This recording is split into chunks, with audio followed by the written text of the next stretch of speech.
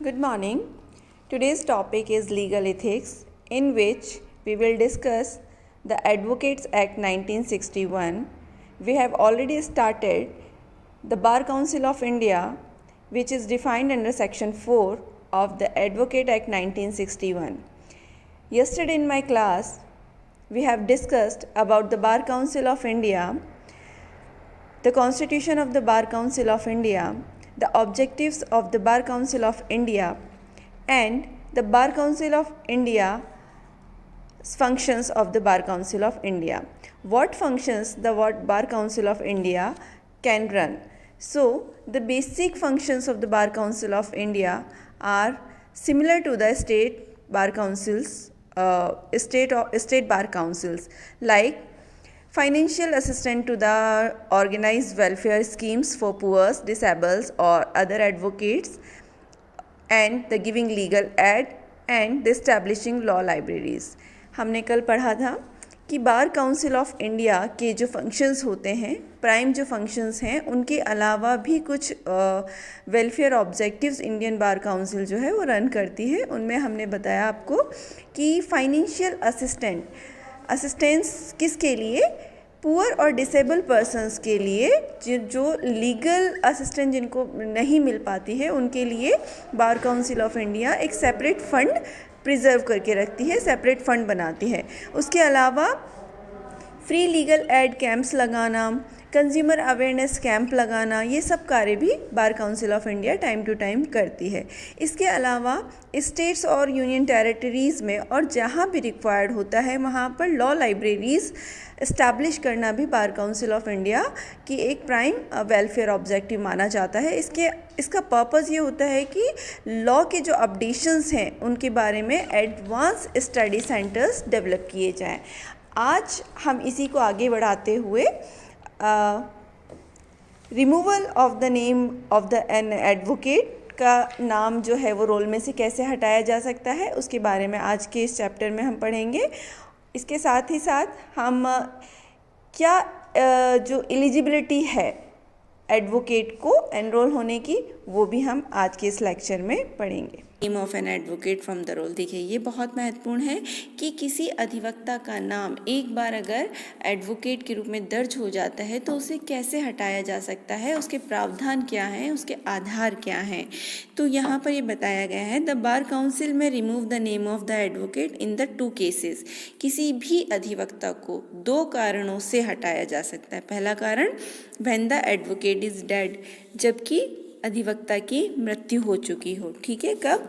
जबकि अधिवक्ता की मृत्यु हो चुकी हो. और दूसरा, on receiving a request from the advocate as to the removal of his name, और या फिर अधिवक्ता ने स्वयं अपने नाम को एज एन एडवोकेट हटाने की रिक्वेस्ट की हो. ठीक है. How can one enrol under the bar council, ये अलग बात होगी. तो हम देखते हैं 2 ही कंडीशंस में एडवोकेट का नाम हटाया जा सकता है. पहला, या तो उसकी मृत्यु हो गई हो, और दूसरा जब वो खुद एप्लीकेशन देता है. ये तो वॉलंटरीली बात हुई, लेकिन और भी कंडीशंस हो सकती हैं जब एडवोकेट का नाम हटाया जा सकता है. उसके ग्राउंड होते हैं मिसकंडक्ट, कंटेम्प्ट ऑफ कोर्ट और भी कई तरीके का दुराचरण, जिनके आधार पर एडवोकेट का नाम एज एन एडवोकेट रोल में से हटाया जा सकता है या उसे सस्पेंड किया जा सकता है प्रैक्टिस कंटिन्यू नहीं करने के लिए. In order to be eligible to apply he must be citizen of India.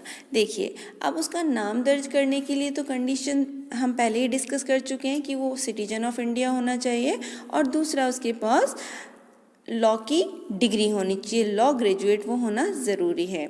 He must have paid an enrollment fees to the state bar council. उसने प्रेस्क्राइब मैनर में जो फ़ीस है वो भी पे कर देनी चाहिए.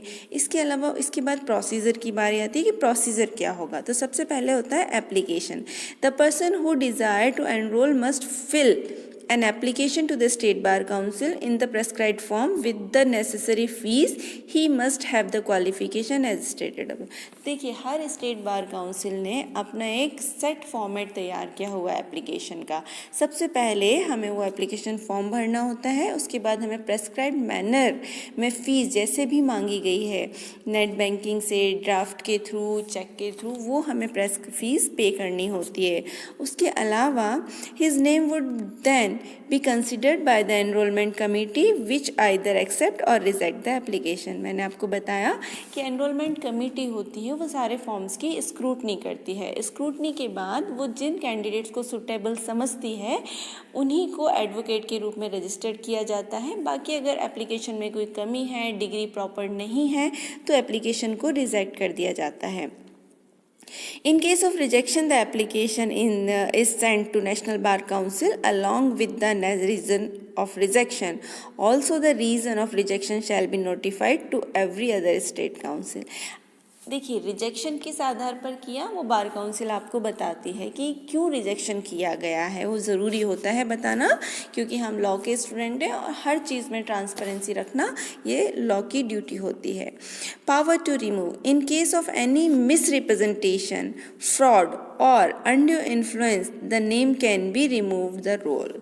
देखिए दो कंडीशंस तो नेचुरल होगी, एडवोकेट की डेथ और कोई एडवोकेट खुद कहता है कि मेरा नाम हटा दीजिए तो हटा दिया जाएगा।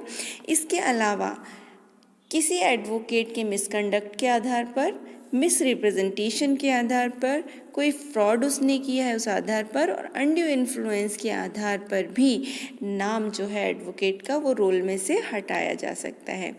अब आता है appeal. In case of rejection, मान लीजिए एप्लीकेशन रिजेक्ट हो गई तो the applicant may appeal to the supreme court और the high court depending upon the bar association involve.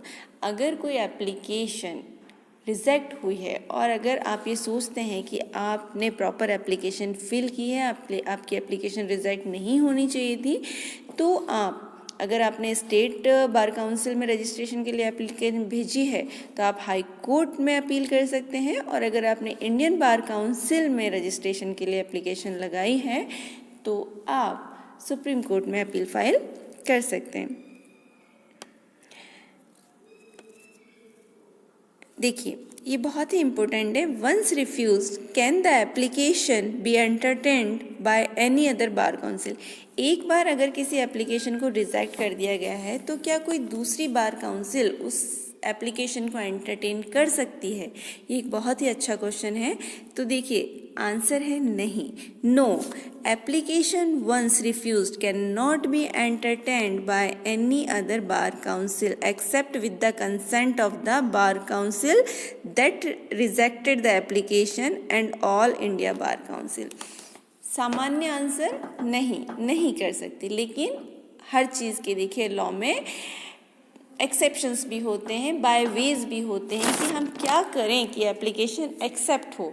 तो उसके दो तरीके होते हैं। पहला, जिस बार काउंसिल ने एप्लीकेशन रिजेक्ट की है या तो वो अपनी परमिशन दे देती है कि आप इस एप्लीकेशन को एक्सेप्ट कर लीजिए, या फिर इंडियन बार काउंसिल ऐसी परमिशन दे देती है कि जो एप्लीकेशन रिजेक्ट की गई है उसे दोबारा एंटरटेन किया जा सकता है। तो उस एप्लीकेशन को दोबारा एंटरटेन किया जा सकता है और आप अपना नाम एडवोकेट के रूप में दर्ज करवा सकते हैं। तो देखिए ये एक बहुत बड़ा टॉपिक था जिसे हमने दो पार्ट्स में कवर किया है, स्टेट बार काउंसिल और इंडियन बार काउंसिल। होप आपको ये टॉपिक समझ आया होगा। Thank you very much.